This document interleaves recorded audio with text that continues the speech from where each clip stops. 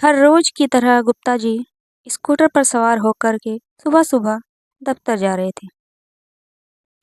उनकी पत्नी ने कहा कि वापस आते हुए सेब लेकर के आना। जब ऑफिस की दिशा में रवाना हो रहे थे तो फ्लाईओवर से पहले ही एक सड़क किनारे बैठी हुई एक महिला दिखी जो सेब बेच रही थी। उन्होंने अपना स्कूटर रोक लिया और सवाल किया, क्या भाव है माता जी? महिला ने उत्तर दिया, 40 रुपये किलो। इस पर गुप्ता जी मोल भाव पर अड़ गए। गुप्ता जी कहने लगे कि 30 रुपये प्रति किलो। माताजी ने कहना शुरू किया, 35 रुपये प्रति किलो। इस पर गुप्ता जी ने उत्तर दिया, 30 रुपये से 1 रुपया ज़्यादा नहीं दूंगा। माताजी ने कहा, बेटा इससे कम नहीं, 35 रुपये प्रति किलो ले लो ना। गुप्ता जी ने अपने स्कूटर की रेस बढ़ाई और कहा, 30 रुपये से 1 रुपया ज़्यादा नहीं मिलेगा।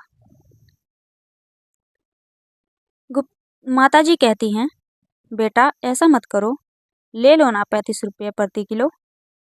गुप्ता जी ने अपने ऑफिस की दिशा में स्कूटर चलाते हुए वहां से बाहर निकल लिया और ऑफिस पहुंच गए।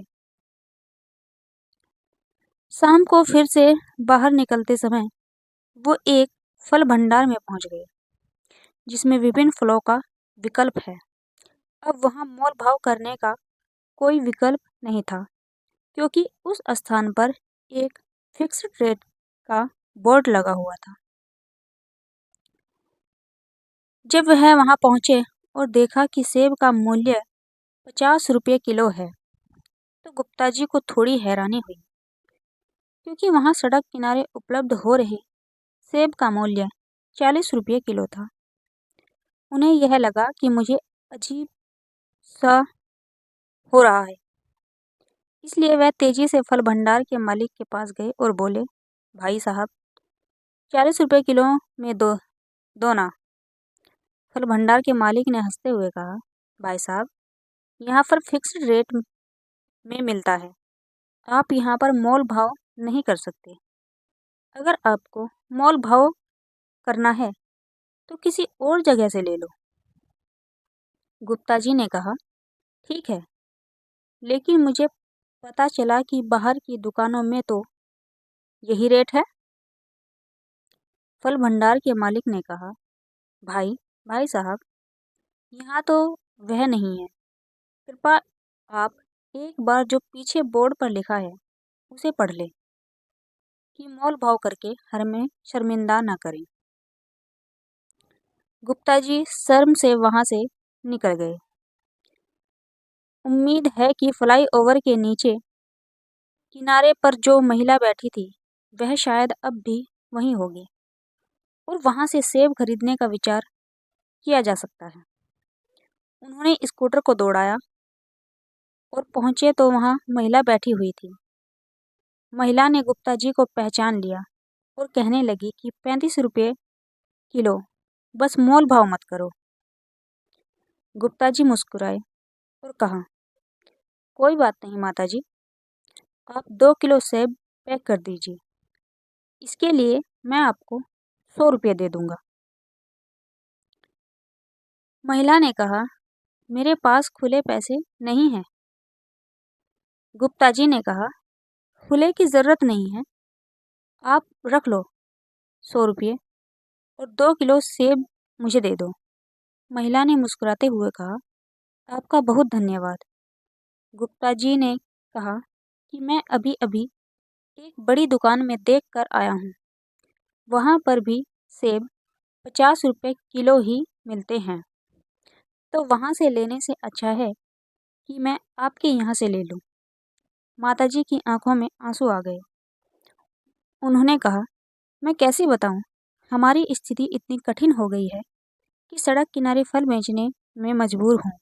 मेरे पति की मृत्यु हो गई थी और वह बीमार थे, कर्जा भी बढ़ गया और हम सब से सहारा मांगते रहे।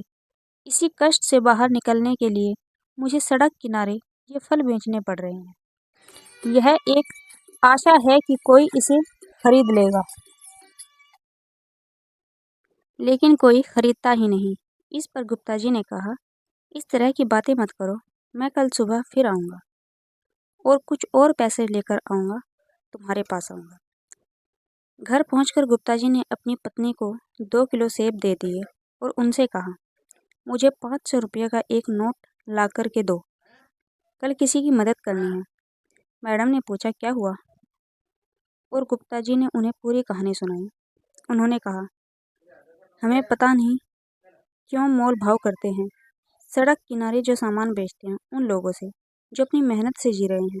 वो लाचार होते हैं, हमें उनकी मदद करनी चाहिए।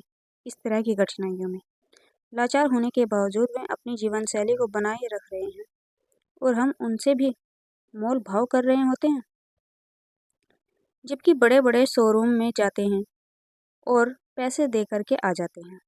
अगले दिन गुप्ता जी ने माता जी के पास पहुंचकर 500 रुपये का नोट दिया और कहा, माता जी, आप अब कर्जा चुकाना शुरू करें और फल लाना शुरू करें मंडी से। माता जी ने कहा, बेटा, तुम्हारे 500 रुपये का कर्जा मैं कैसे चुकाऊंगी? गुप्ता जी ने कहा, चिंता मत करो, मैं आपसे फल खरीदता रहूँगा। ऑफिस में जाकर गुप्ता जी ने इस बात को अपने साथियों के साथ साझा किया और उन्होंने भी इस माताजी से फल खरीदने का निर्णय लिया। सभी साथियों ने मिलकर पैसे इकट्ठा किए और एक ठेला गाड़ी माताजी को खरीद कर दे दी। इससे माताजी को काफ़ी फायदा हुआ और धीरे धीरे उनका धंधा भी अच्छे से चलने लगा। हमें हमेशा दूसरों की मदद करनी चाहिए। आपकी एक छोटी सी मदद से किसी की ज़िंदगी बदल सकती है। आप दूसरों की मदद करते रहिए, भगवान आपकी मदद करेगा।